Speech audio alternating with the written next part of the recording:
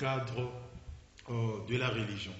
De la religion, pourquoi? Parce qu'effectivement, quand nous vivons, aujourd'hui nous sommes là, on vit, nous sommes en bonne santé, même si nous sommes malades ou quoi que ce soit, mais c'est parce que quelque part Dieu, le créateur de l'univers, en a voulu ainsi.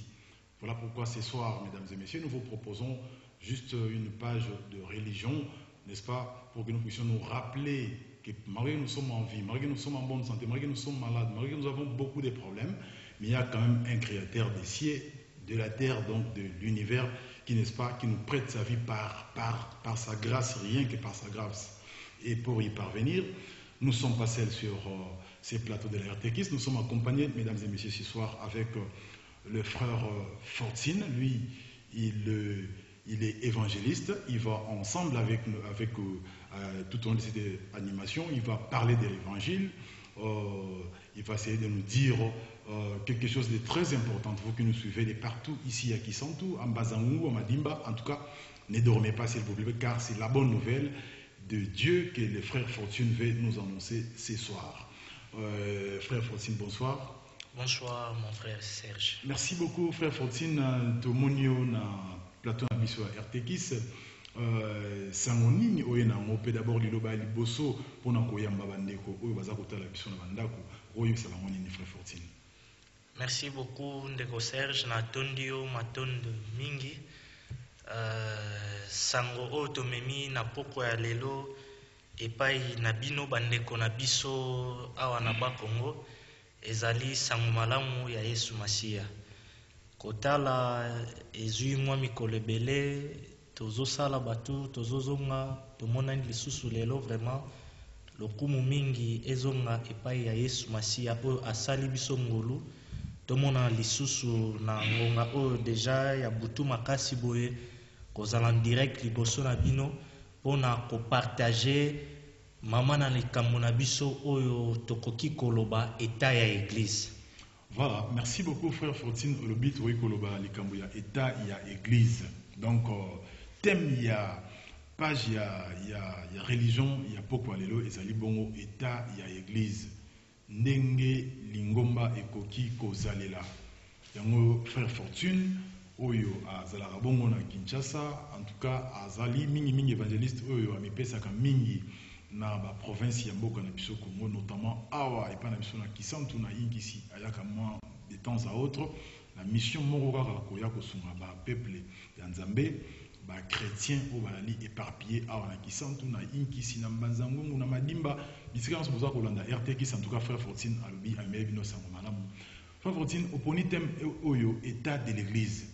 Mais pour nini thème oyo état de l'église pendant que ba thème ko zala ebele yo poni kaka état de l'église to lobela église. D'abord pour nini frère Fortine. Merci beaucoup ndeko Serge. Ceux qui vraiment nazana ngo à cœur to lobela sur l'état de l'église parce que omoni toza ba membre ya église toza biso moko église ya Yesu Masiya eza très important tant tozo tambola na marche na biso à tout moment moto na vie soki azo vivre esengaka sala mwa bilan ayeba esika nini auti esika nini akomi et puis esika nini azokende. Donc vraiment kolobela état église na butu ya lelo ko partager eza très important. Ndeko Fortune olobi témoignant ezali très important état de l'église, mais na ba terme clair et précis pour na yo église ezali nini? Église na lingala ebengami lingomba ya bana ya Nzambe ezali nini Ndeko Fortune pour na toyeba avant to lobela état na yango bana ya Nzambe o tant mosusu na moi ignorance bayeba pour na parce que pour na ngai église tant mosusu ezala nango mutema na ngai na vandi na bondeli Nzambe na mutema église yango wana. Pona ndeko mususu tant mususu ndeko Johnny Muika wali ko combinaison na poko lelo ya lobité pona ye église ali falo na ndako na dimanche ake na ndako ya monene oyo batu batonga ake kuna ke kosambela po na ndeko Bruno Binonga ya koloba te église ali ndako moko ya mukesa na lopango na bango ya sambela kawana église nde ya ngona. Alors pona yo ndeko Fortune conformément na ba écriture sainte église ezali nini ndeko Fortune? Merci beaucoup ndeko Serge na motuna na yo ndenge oyebisi conformément na ba écriture bino bandeko o bozolanda biso toza na mokanda na Matthieu kuna tokotanga tokomona pona mbala liboso oyoyo na Biblia mo église ekomamaki tozali na Matthieu chapitre 16 à partir ya verset 15 na kobanda lecture na ngai. Et vous leur dit-il, qui dites-vous que je suis? Simon répondit, tu es le Christ, le Fils du Dieu vivant. Verset 17, Jésus reprenant la parole lui dit, tu es heureux Simon, fils, car ce ne sont pas la chair et le sang qui t'ont révélé cela, mais mon Père qui est dans les cieux. Verset 18, et moi, je te dis que tu es Pierre, et que sur cette pierre, je bâtirai mon église, et que les portes de séjour de mort ne prévaudront point contre elle. Donc, bandeko bino bozolanda biso na ngonga oyo ezali très important to meka ko comprendre église po tokota na eta na yango. Awa tozomona Yesu sima kotuna ba disciple motuna nani oyo batu balobaka nazali Simon fils de Jonas a répondre ete ozali le Christ. Sima na yango Yesu Masia ayebisi ozali moto na esengo nenge totangi na verset 18 ayebisi et moi je te dis que tu es Pierre. Na version o nazana yango eza ya lui second. Mais na sepelanga na ba version mususu lokola ya ba Martin kuna Bible yebisaka biso et moi je te dis que tu es Pierre et que sur ces rocs net na version o nga nazana yango bache sur cette pierre. Na passage wana ndeko Serge nenge tozotanga tokomona ke Yesu Masia eza très important bandeko o bozolanda biso to comprendre eloko o alobi je te dis que tu es Pierre. Simon fils de Jonas Yesu Masia ayebisi je te dis que tu es Pierre.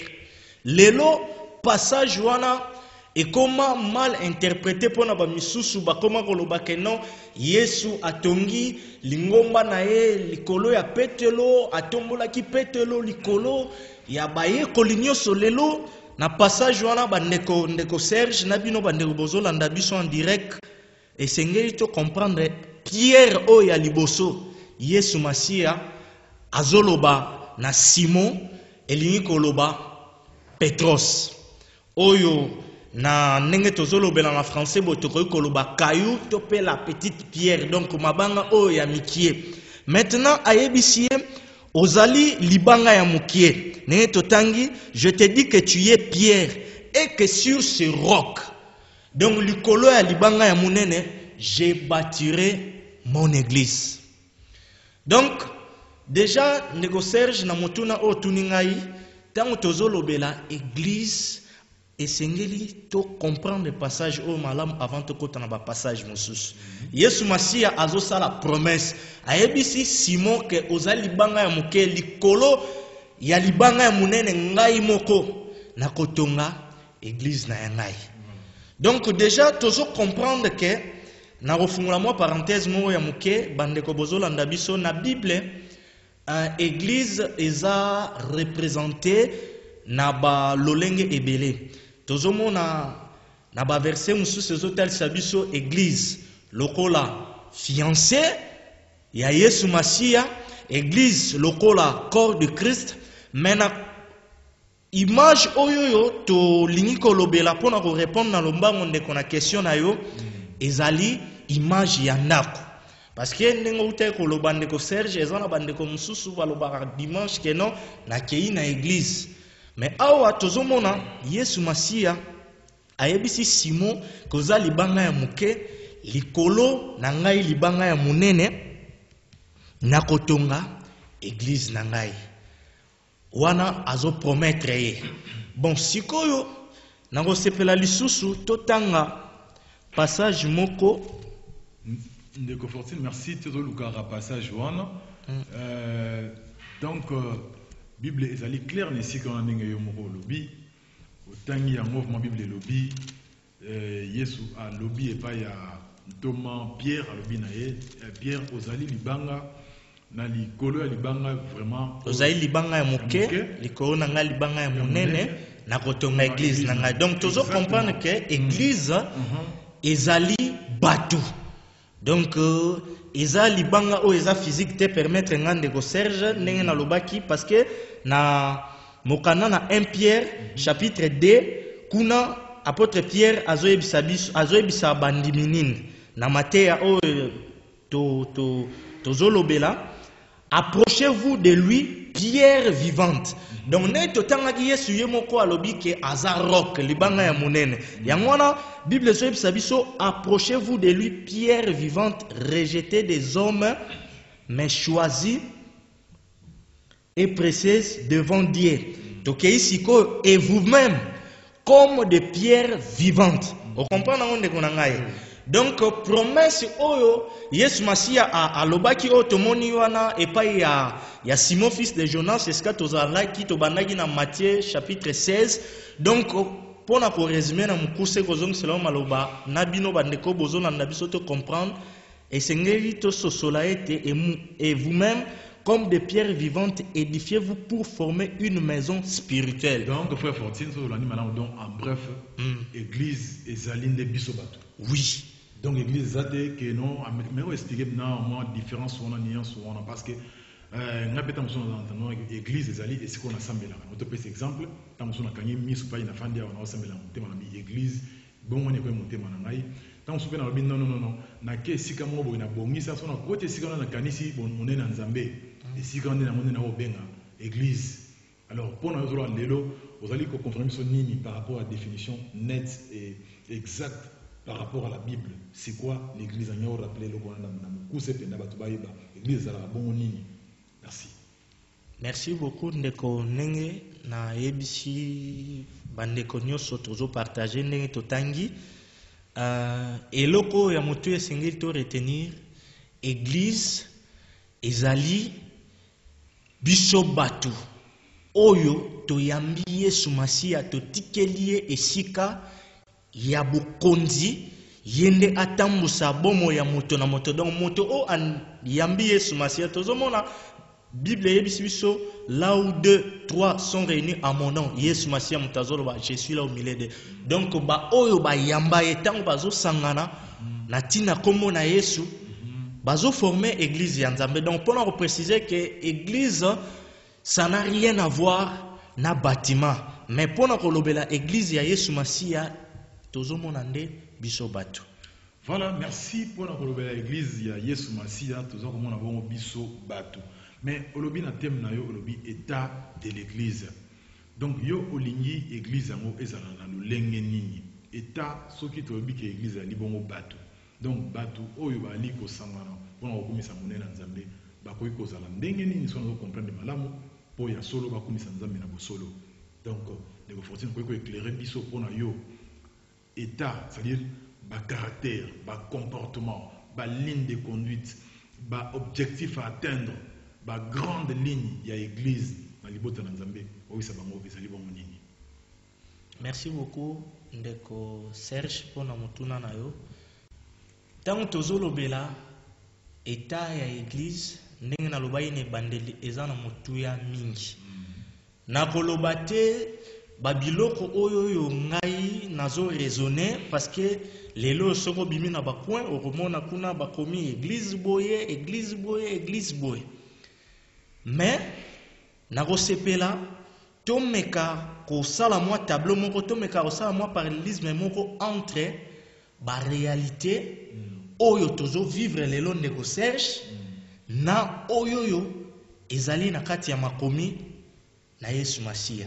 Oui. Donc kotala na ndenge tozotanga na Biblia Yesu Masia oyo azali moko mukolo ecclesia vraiment kolobake eta ya église ndenge tozolobela église ndeko Serge na bino bandeko bozolanda sengeli tosala lecture moko oyo vraiment ezali kondimisa biso ke église ezali malade. Église, tant que tozoloba eza malade, peut-être boroloba, mais comment te comprendre yango que non ezali batu.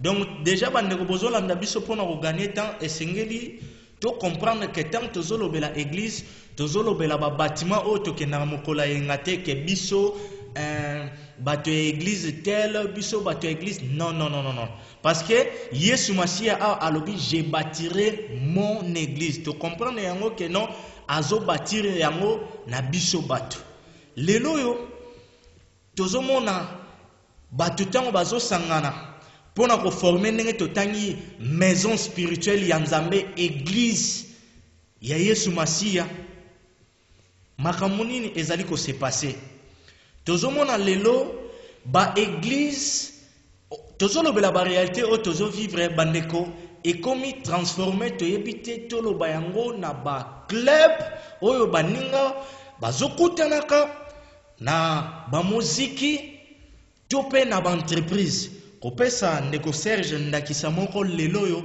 okomona na kati ya église kamata kitunga ya ba panier tant mususu na liboso ne tozana mesa boy set kitunga ya ba panier oyo offrande ya présence oyo offrande nenge moto na Nzambe azotea oya ko sele maloba na Nzambe oyo yo lelo yo ezana ba église bandeko obozolanda biso bazopesa bo offrande ya grossesse.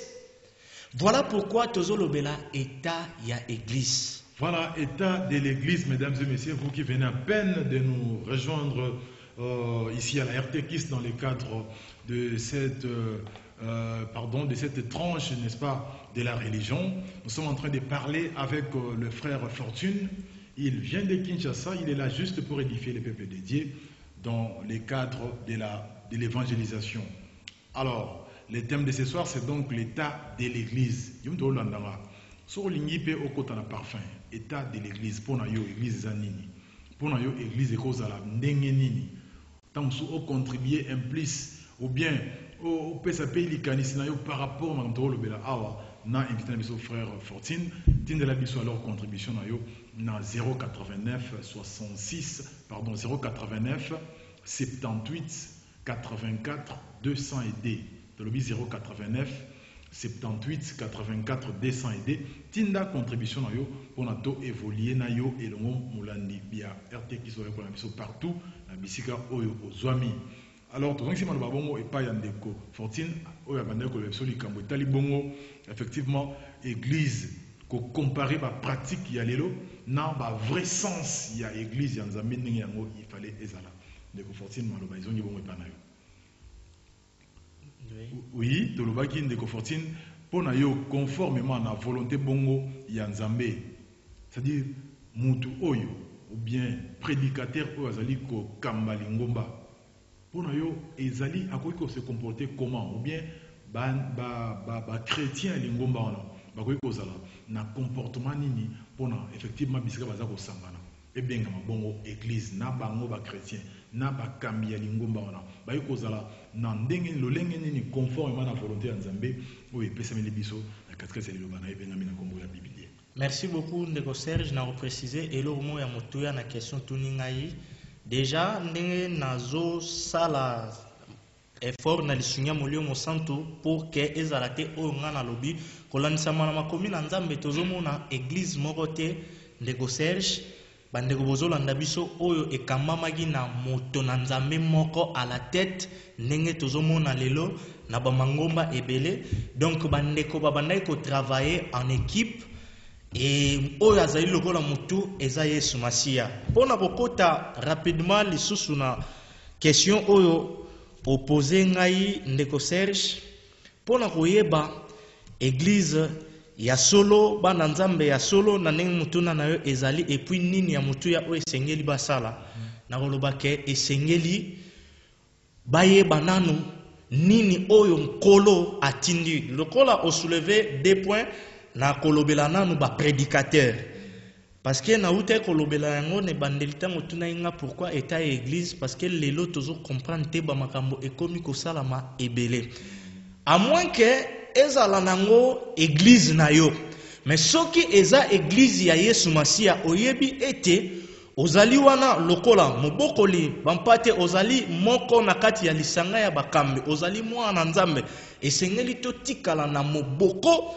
oyo tozali komona na kati ya makomi na Nzambe. Ndakisa ya muke na kopesa na mokanda na Matthieu na Luc, toza na mokanda na Luc chapitre 9, kuna Bible eyebisi biso boye verset 1er, tobandi lecture na biso. Jésus ayant assemblé les 12, leur donna force et pouvoir sur tous les démons avec la puissance de guérir les malades. Il les envoya prêcher le royaume de Dieu. Ndeko Serge, bandeko bozo landa biso, totelema wana mwa muke. Tozomona Bible yebisi biso, parce que tant tozolobe l'église, na poko alelo tozolobela église ya Yesu Masia. Ndenge to comprendre que ezali biso bato. Na batei esengeli toyeba ete Yesu Masia o azali nkolo na biso. Awa tomoni ndakisa Bible yebisi biso ke asangisi bayekoli na ye, apesi bango nguya, atindi bango po bakende kote ya mabala te, atindi bango po bakende kosala ba cure d'âme te, atindi bango po bakende koluka koyeba bakonti ya bafidèle te, atindi bango po bakende kote ya le royaume de cieux. Bokonzi ya likolo. Et na mokanda na Romains chapitre 14 verset 17, Bible ezoyebisa biso ke bokonzi ya likolo ezali kolia na komela te. Donc bandeko bozolanda biso message oyo esengeli na motuna ndenge ndeko Serge atuninga, esengeli to retenir oyo lingomba ya Yesu Masia esengeli ezala na yango ezali ya bokonzi ya likolo. Et tango tozolobela bokonzi ya likolo tozomona kaka roi moko oyo alobaki na passage ebandeli tango totangaki ke nakotonga lingomba na ngai. Merci beaucoup Ndeko Fortune. En tout cas, na éclaircissement na bandeko tozali ko continuer malembe. Tozali na cadre ya émission na biso ya émission chrétienne. Oyo ezali kolobela bongo ma solo etali bongo volonté ya Nzambe, ma solo ya Bible. Donc thème na biso ezali bongo état de l'église. Wana frère Fortune yende a initié effectivement magazine ya lelo. Donc émission oyo a yeli biso pe thème wana état de l'église. Alors pour nous Ndeko Fortune tozongi pa na yo, est-ce que na moi vraiment ya lelo oyo zote biso wana mais Ndeko Fortune mais ezali déjà parce que ba mangomba ezali ebele oyo to tangi ba kombote en tout cas batu tango mika awa na RTX na Kinshasa, na Matadi, partout dans les 4 coins, bah venir moko na biso ba église ezali. Pe bazali ko sala effort effectivement ya côté ya la même alvano lobi okomona ba kamati ba bipanye ba tchembo ko senga mabonza. Est-ce que ezali pratique mabe? Selon na kanisa ndo ko tuna Bible lobi pe quelque part mosali na Nzambe akolia place ya kosala la mosala. Oyo ezali évangéliste akolia na kati ya lingomba, oyo ezali pasteur akolia na kati ya lingomba. Alors est-ce que la pratique mieux sur celle de Mangoma, est-ce que ça pratique à Mabé ou bien mon ya malam Mozali et Mabé pe ezali? Est-ce que vous pouvez éclairer biso na point wana? Merci beaucoup Ndeko Serge bandeko o bozolanda biso na koloba ke na Mangomba na biso lelo lokola ba assemblée ba pratique ebele eza ya Mabé. Na ko préciser na exemple na pesa yi parce que na leka ki no likolo pona kozongisela yo maloba. Église ya Yesu Masia tozomona ba libéralité. Peut-être ko choquer bandeko ebele soki Nzamba ko permettre mikolo ya tokolobela yango soka sali biso ngolu. Na église ya Yesu Masia totikali komona na Biblia oyo na simbi esika moko te oyo apôtre Paul, apôtre Jacques, apôtre Pierre abanda ko réclamer ba dîme. Peut-être ko choquer bandeko ebele mais c'est ça la vérité. Eza na verset moko te ba prédicateur na kisantu oyo bondimela Yesu Masia plateau ezali mukolo musubo koikoya ko prouver passage oyo keno bomonaki disciple moko ya Yesu Masia aliaki dîme poto toucher point wana ya mbongo ndenge otuni ngai Ndeko Serge. Église ya Yesu Masia tozomona ba libéralité tango ezopesama. Donc déjà ozoyo kana nkombo wana libéralité. Donc l'église ya Yesu Masia natina o etali mbongo esengeli to retenir na ko préférer na 2 Corinthiens totanga yango rapidement. 2 Corinthiens chapitre 9 verset 7 Bible yebisi biso boye que chacun donne comme il a résolu à son cœur, sans tristesse ni contrainte, car Dieu aime celui qui donne avec joie. Ndeko nazo préciser le wana par rapport à la question de motuninga po bande musuba koloba, mais comment frère wana azolo beleta église mais makambo mbongo non na o etali mbongo ndenge nalobaki ne bande lelo tozoyeba te eza ba entreprise eza ba club parce que oromona lelo offrande ya présence tozomona lelo offrande ya grossesse donc soki mwasi aza na zemi pour que abota malamu esengeli moko na yenga soki aye na église eza na kitunga moko batie wana offrande ya grossesse atiaka ndeko fortina katoma lobate bible lobi me mana ndako nzambe ba dîme effectivement na ba offrande pona nani pona kopesa mosali na nzambe oza isika wana boni yo lobi ke non mosali na nzambe ozo kamba lingomba asenga dîme te asenga offrande te est-ce que ozali kobuka pete quelque part recommandation bana non ndeko Serge merci mingi pona mutuna na yo pona ko gagner temps kotika na thème na biso tozolobela sur l'état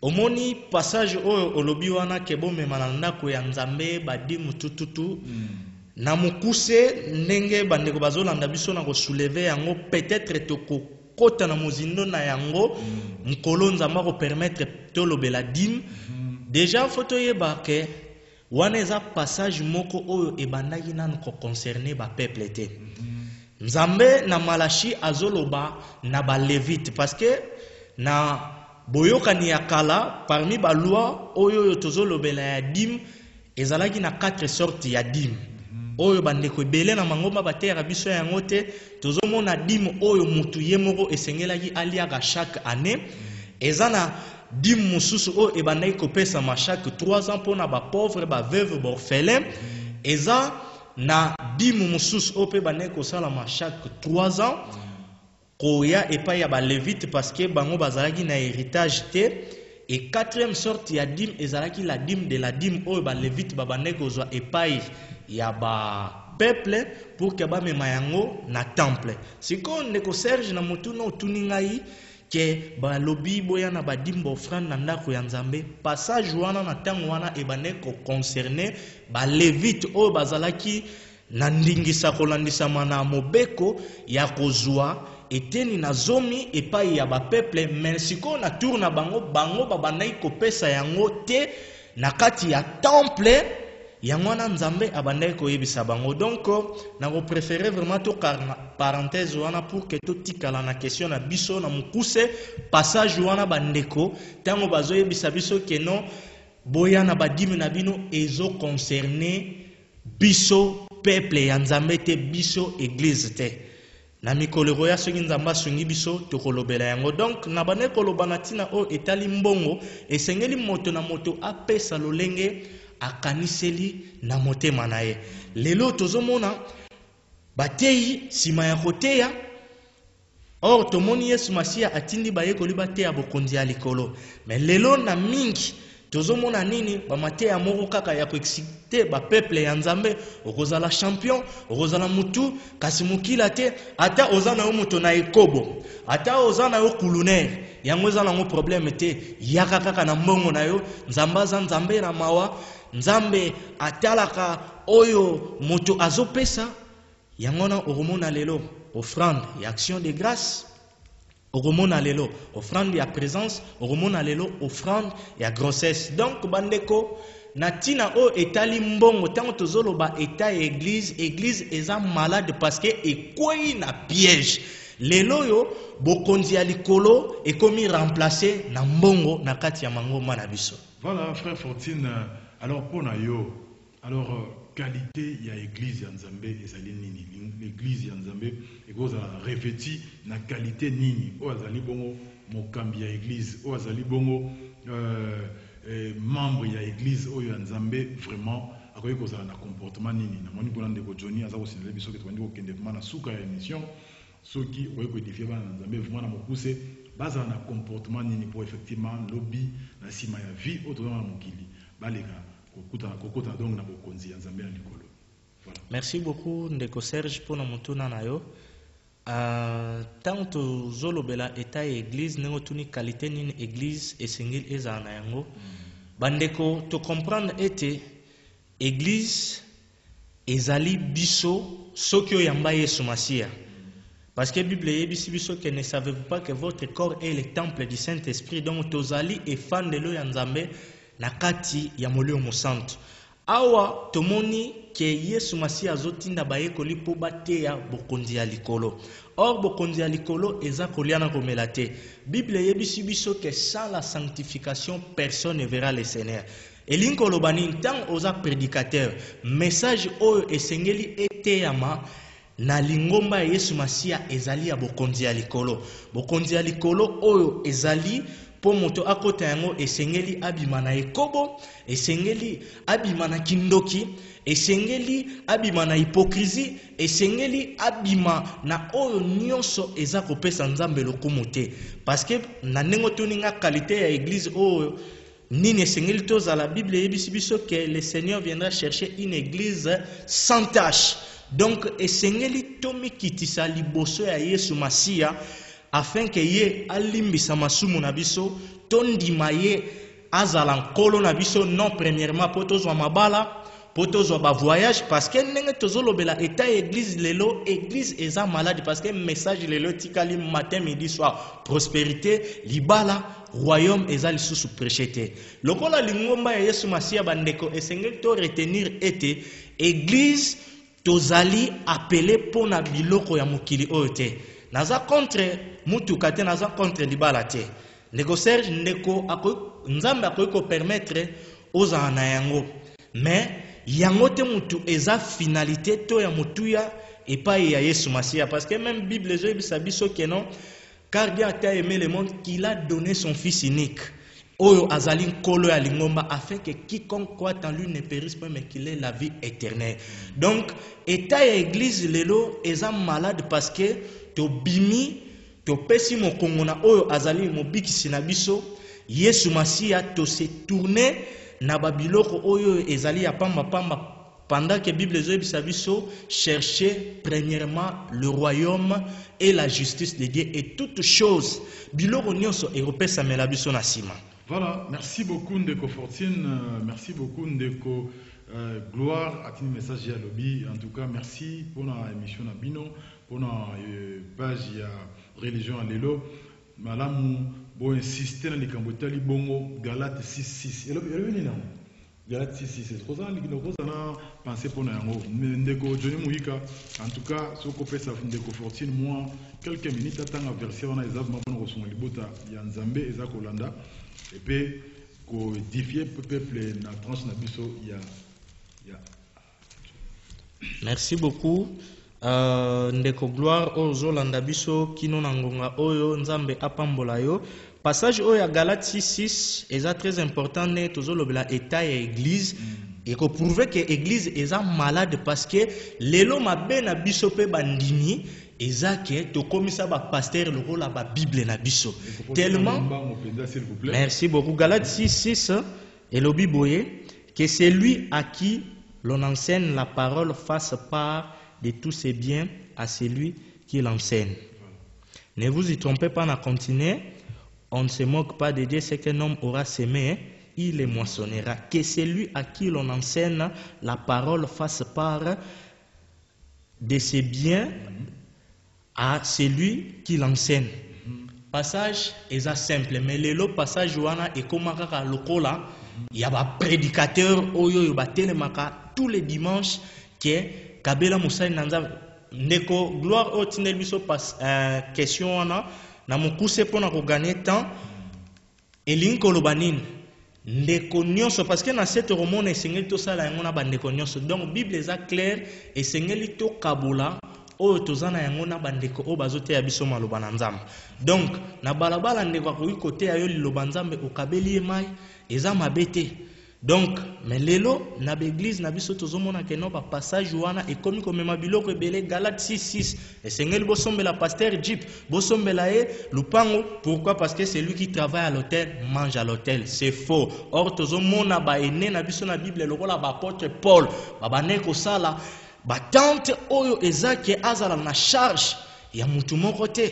Donc passage oyo ndeko eza clair ne totangi yango mutu nyonso oyo bokaboli maloba na Nzambe soki otutisami ne totangaki librement kabela ye yo pe jour boko partager. Donc ezosalama na liberté ya esprit. Merci beaucoup na liberté ya esprit. Alors finalité poto sukisa finalité ya lingomba ezali nini? Tant na tozangi ngoto osambela tozo viser nini? Suka na moto tozo kokende wapi na kati ya lingomba.